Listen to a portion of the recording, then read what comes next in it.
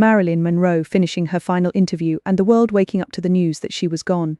3 days. Think about that for a second. A woman who had just spent hours opening up to a journalist, talking about fame, fear, loneliness, and what she really wanted from life, was dead before most of America even got to read her words in print. And when that interview finally hit newsstands, something strange happened.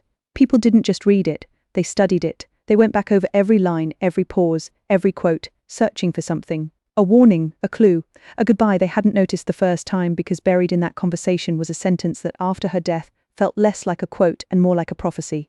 She talked about fame like it was something that could disappear as fast as it arrived. She talked about being seen as a thing instead of a person. And she said it all just days before the world lost her for good. This is the story of Marilyn Monroe's real, final, on-record interview.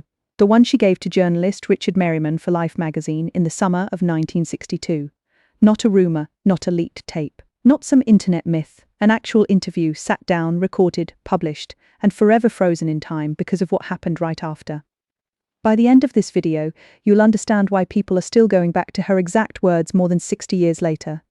Stay with me, because this one hits different. To understand why this interview matters so much, you have to understand where Marilyn Monroe actually was in the summer of 1962.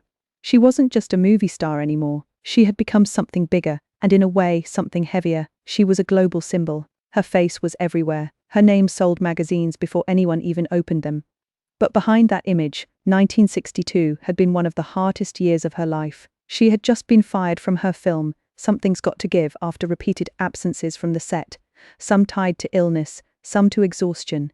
The studio was furious. The press was circling. There were stories that her career was falling apart, that she was unreliable, that Hollywood was ready to move on without her. And yet, at the exact same time, negotiations were quietly happening to bring her back to the production. Her career wasn't over. It was in the middle of a fight, a comeback in progress. This is the world she was living in when Life magazine sent journalist Richard Merriman to speak with her. Not for a quick promotional chat, for something longer, something deeper. Merriman later described the interview as unusually candid. Monroe wasn't just answering questions with rehearsed Hollywood charm. She was reflecting. She talked about her career, her public image, and what fame had actually cost her as a person. And that's where things start to get eerie. The conversation took place over multiple sessions in her home in Los Angeles. In the final weeks of her life, Merriman wasn't chasing gossip. He was trying to understand who Marilyn Monroe actually was underneath the persona the entire world thought they already knew. And what she gave him wasn't a performance. It was one of the most self-aware, emotionally exposed conversations she ever had on record.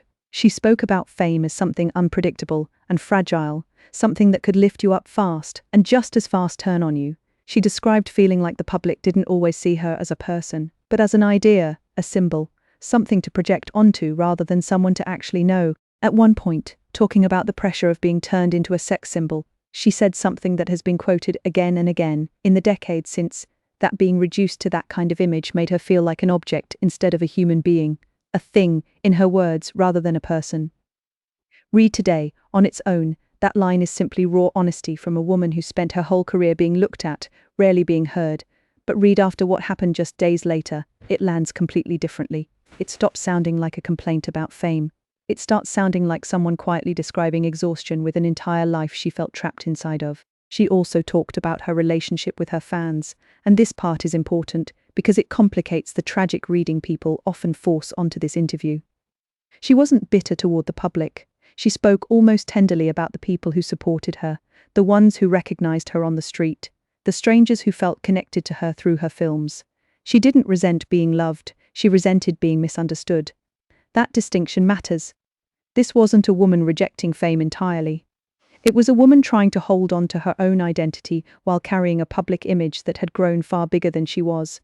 She discussed her career trajectory too, how hard she had worked to get taken seriously as an actress, not just as a glamorous face. She wanted to be respected for her craft, and she was frustrated that so much of the conversation around her focused on her looks instead of her skill. And she talked about the future. Not in a way that sounded like someone preparing to disappear, in a way that sounded like someone planning to keep going. She discussed upcoming projects. She discussed wanting more control over her own career and image. This is a detail people often skip over when they talk about this interview, but it matters enormously. She sounded like someone with plans, not someone saying goodbye. That's part of why what happened next shook people so deeply. The interview wrapped up in the final days of July 1962.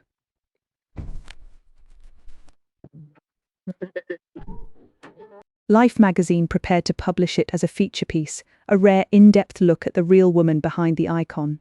On August 3, 1962, the issue hit newsstands. 2 days later, on August 5, 1962, Marilyn Monroe was found dead in her home in Los Angeles at the age of 36.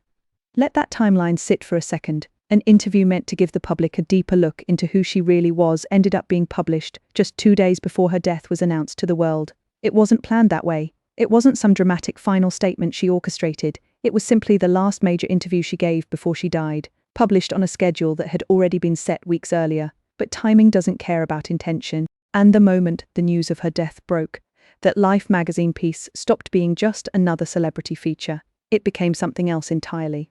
A time capsule. The last time the public got to hear Marilyn Monroe describe her own life, in her own words, before that life ended. When people went back and reread the interview after her death, certain lines hit with a completely different weight. Her comments about fame being unpredictable suddenly sounded less like an observation and more like a warning she herself might not have fully recognized. Her description of feeling reduced to an object, instead of a person, suddenly sounded like someone quietly describing a kind of exhaustion that ran far deeper than career frustration. Newspapers and magazines across the country picked up on this. Commentary pieces started appearing that framed the interview as an accidental farewell, the last real glimpse the world got of the woman behind the image, delivered just before she vanished from it completely. Richard Merriman himself later spoke about how strange it felt to have conducted what became her final on-record conversation. He hadn't gone into those interview sessions expecting to capture anything historic. He'd gone in trying to get an honest profile of a complicated, guarded, but ultimately human public figure. What he walked away with was something historians and biographers would study for decades. And the public reaction wasn't just sadness. It was something closer to disbelief mixed with a strange, uncomfortable feeling of having missed something. People felt like the answer had been right there in print, 2 days before the tragedy, and nobody had known to look for it. That feeling, the sense of a hidden message hiding in plain sight, is exactly why this interview has never really faded from public memory. It keeps getting rediscovered, requoted, reanalyzed, because each new generation that finds it experiences that same unsettling jolt. Here's what makes this different from just another old celebrity interview lost to time. Most interviews age, they become historical footnotes, interesting only to biographers and superfans. This one didn't age, it became more powerful with time. Every few years, a new wave of interest cycles back through pop culture, a documentary, a biopic, an anniversary of her death, a viral post quoting one of her lines, and each time this interview resurfaces as the definitive final word from Marilyn Monroe herself, not from tabloids, not from second-hand accounts, not from people who knew her claiming to speak for her, from her directly on record. That's incredibly rare for someone whose public image was so heavily shaped by other people's narratives. Studios controlled her image for years. The press mythologized her. Biographers speculated endlessly about her inner life after she was gone. But this interview is different because it's primary source material. It's the closest thing the public has to Marilyn Monroe explaining, in her own words, what it actually felt like to be Marilyn Monroe. And that's exactly why her comment about being turned into a thing instead of a person became one of the most quoted lines associated with her entire career. It's not just a sad quote, it's arguably the single clearest window into how she experienced fame from the inside, at the exact moment global fame had reached its absolute peak around her. This interview didn't just shape how people remember Marilyn Monroe, it shaped how later generations of stars, writers and psychologists talk about the cost of fame itself. Long before the modern conversation about celebrity mental health, before terms like parasocial relationships or the price of visibility became common language, Marilyn Monroe was describing that exact experience out loud, on record, to a journalist, months before those ideas became mainstream ways of understanding fame.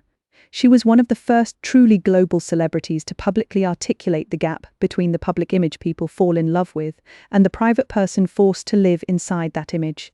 Decades later, other public figures who struggled under intense fame have had their own experiences compared directly back to what she described in this interview. It's referenced in academic writing about celebrity culture, in documentaries about fame and mental health, and in countless retrospectives asking the same question: did the public ever actually see her, or only the idea of her? That question, first raised sharply in this interview, still hasn't fully gone away. There's a particular kind of curiosity that keeps drawing people back to this interview, and it isn't just sadness. It's the feeling of almost catching something. When you read her words knowing what happens 2 days later, your brain naturally starts hunting for foreshadowing.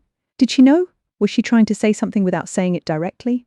Was this a cry for help hidden inside a magazine profile? The honest answer, based on everything documented about that summer, is more complicated than a clean yes or no. She was dealing with real professional turmoil. She was also, by many accounts, in the middle of trying to rebuild her career and reputation, not preparing to walk away from it. The interview doesn't read as a goodbye letter. It reads as a woman thinking out loud about the strange, isolating experience of being one of the most famous people on earth while feeling less understood than ever. But because of what happened next, every reflective line in that conversation gets pulled into a bigger, heavier context that she never could have intended when she sat down to speak with Merriman that summer. That's the uncomfortable power of timing. It doesn't just record history. Sometimes it rewrites how we interpret it. More than 60 years later, this interview remains one of the most cited pieces of Marilyn Monroe's entire public record. Biographers use it as a cornerstone source. Documentaries quote it as the clearest window into her state of mind in her final weeks. Fans discover it for the first time and describe the same reaction people had back in 1962, a mix of admiration for her honesty and quiet grief over how soon it all ended afterward. It's also become something of a cultural touchstone for a bigger conversation. How much do we actually know about the celebrities we feel closest to? Marilyn Monroe was one of the most photographed, most talked about women of the 20th century, and yet this interview reveals that even she felt like the public rarely saw the real her. If that was true for someone at her level of fame, it raises uncomfortable questions about every celebrity we think we understand today. That's part of why this story keeps getting rediscovered. It's not just about a tragic timeline, it's about the gap between image and reality, and how rare it is to get a direct, unfiltered look into that gap from the person living inside it. So when people say Marilyn Monroe's last interview hit different, this is what they mean. Not that she predicted her own death. Not that she left some hidden coded message for the world to decode. But that, by pure and painful coincidence of timing, the last time the public ever heard her speak for herself, she was more honest than almost anyone had heard her before. She talked about fame with clear eyes. She talked about identity, about being seen as a symbol instead of a person, about wanting to be respected rather than just admired. And then, 2 days after those words hit newsstands, she was gone. That combination, raw honesty followed almost immediately by tragedy, is what turned a routine magazine profile into one of the most haunting pieces of celebrity journalism in American history. It's the reason this interview still gets discovered by new audiences every single year. It's the reason her words from that conversation still circulate online, decades after everyone involved in creating that original magazine issue has passed. And it's the reason her voice captured in that final conversation still feels less like old history and more like something unfinished. Marilyn Monroe spent her career being looked at by the entire world. In her final interview for just a few hours, she finally let the world listen. If stories like this, the ones history almost let slip through the cracks, pull you in the way this one just did, stay subscribed, because there's always another hidden piece of the past waiting to come back into the light.